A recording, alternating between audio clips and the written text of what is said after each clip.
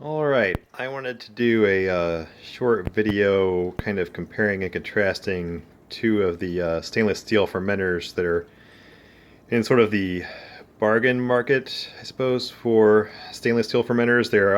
Bargain is obviously a relative term because they're much more expensive than either a glass carboy or a plastic bucket, but for someone who really wants stainless steel, these are probably the two most affordable fermenters on the market right now.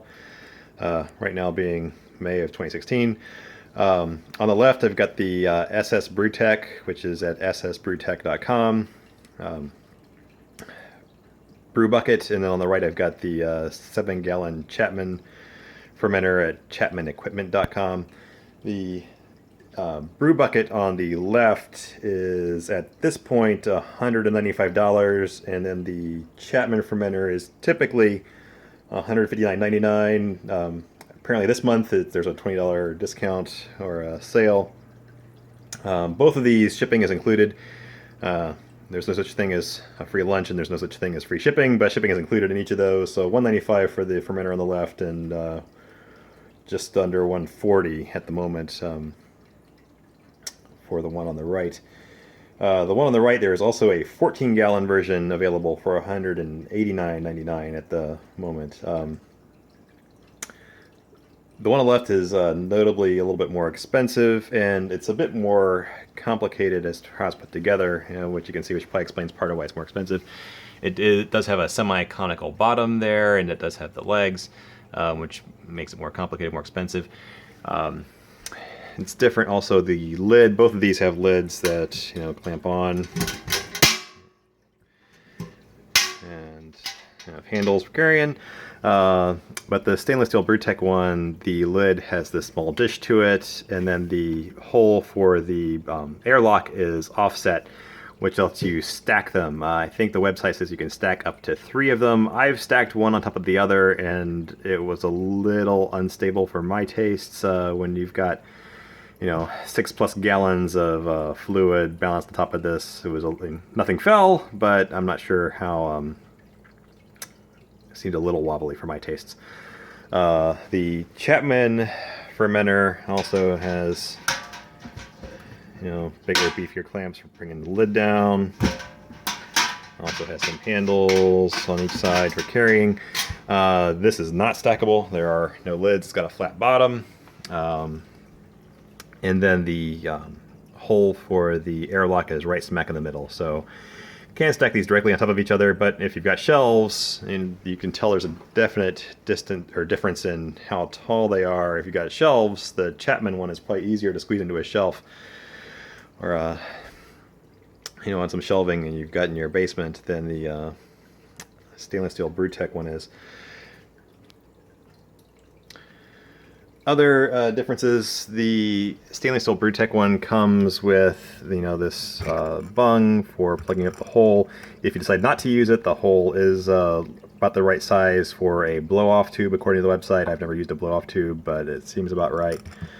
The Chapman fermenter, on the other hand, the airlock just goes straight into the grommet in the middle of the hole, which is a little bit more elegant seeming, but the grommet is at least a semi-permanent part of the lid, and that concerns me a little bit as far as the possibility of, if you've got a really vigorous fermentation, is something going to get up underneath of there, and how easy is that to clean? Whereas the stainless steel Brewtech one, you remove the bung and you've got a hole, and both of them have a silicone gasket that you can remove for cleaning and sanitation purposes. Both of them do have markings. Let's see if I can get some light in here for volume.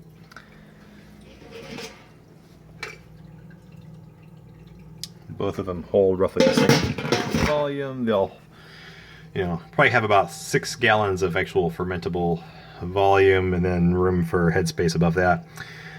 This is the SS Brewtech one, which is the conical bottom. It also has this racking arm that it's not a full conical. You can't really drain off the bottom for getting yeast samples, and so it's kind of nice, but a little gimmicky, and definitely contributes to the higher price compared to the Chapman fermenter. The Chapman fermenter has, no such thing. The SS Brewtech fermenter comes with this smaller ball valve. This is how you move the racking arm inside, as you rotate the ball valve and the racking arm rotates along with it. It's sized for a 3/8 inch tubing for bottling or racking or what have you. The Chapman fermenter comes with this bigger, beefier ball valve. They advertise that it comes with everything you need for fermentation purposes. It comes with the airlock even, which is nice. It does not, however, come with a barb. I had to buy this to put on the end of the ball valve. I don't have any of these things torqued down real tight right now because I'm just doing this for demonstration purposes. So that was a bit of an annoyance that I had to go and order an extra piece, which I got from bargainfittings.com. But one nice thing about it, on the other hand, is whereas this, the barb is part of the ball valve and is not something you can change, this piece I can take off, and so I have a 3/8 inch barb on here right now, but I also have a 1/2 inch barb. I've got a stainless wine bottle filler that'll let me do 3 bottles at a time, and the inlet for that requires a 1/2 inch inner diameter tubing. And so if I'm bottling out of this, I can remove this, put on a larger barb, and use the different bottling device that I've got there. The other nice thing about the ball valve that comes with this is that you can take it apart for cleaning and sanitizing purposes. I've used this more often than I've used the Chapman fermenter, and I've never had any reason to believe that I've had any infections that originated in the ball valve. But it's a theoretical problem, and if I've got a piece that I can clean and sanitize, I'd rather have that. You can order these ball valves and use them with another fermenter if you wish to. It's an extra expense, and the hole in the SS Brewtech fermenter is not big enough. You could go and drill into it, I suppose, if you wanted to, but I think mostly both websites sell the ball valve that you can disassemble and clean. Or you can get them also from bargainfittings.com, where I got the barbed pieces.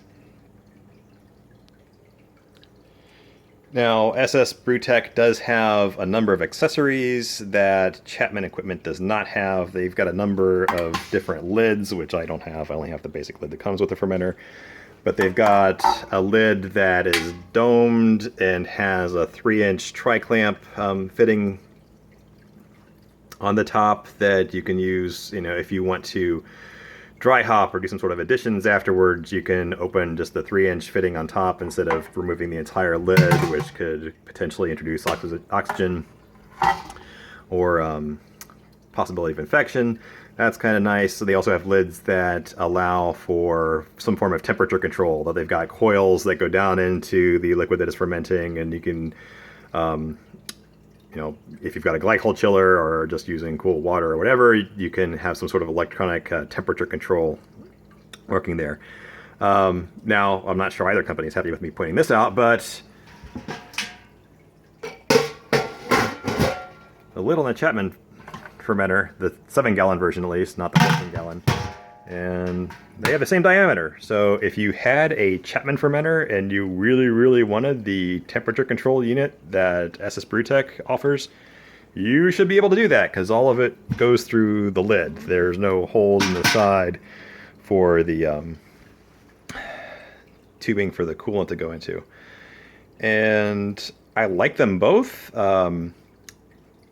I've got a couple of the 14-gallon Chapman fermenters as well, which I've not used. I haven't fermented in the Chapman fermenter yet, but I have used it as a bottling bucket for a braggot that I made, and so I still had to clean, sanitize, and basically use it. It just didn't sit for several weeks without me paying attention to it before I used it. So I feel like I'm familiar with both of them. And for the money, at this point, I think the Chapman is the better way to go. SS Brewtech has a number of other fermenters that are much fancier. They've got actual genuine conical fermenters. and I think up to a half barrel in volume, and I think they've got a full barrel one they're working on. So they've got things that Chapman doesn't offer. But as far as just the bargain, or more affordable stainless fermenter for the home brewer, I think the Chapman has the better value for the dollar at this point. And that's about it. So hopefully this has been useful for y'all, and happy brewing.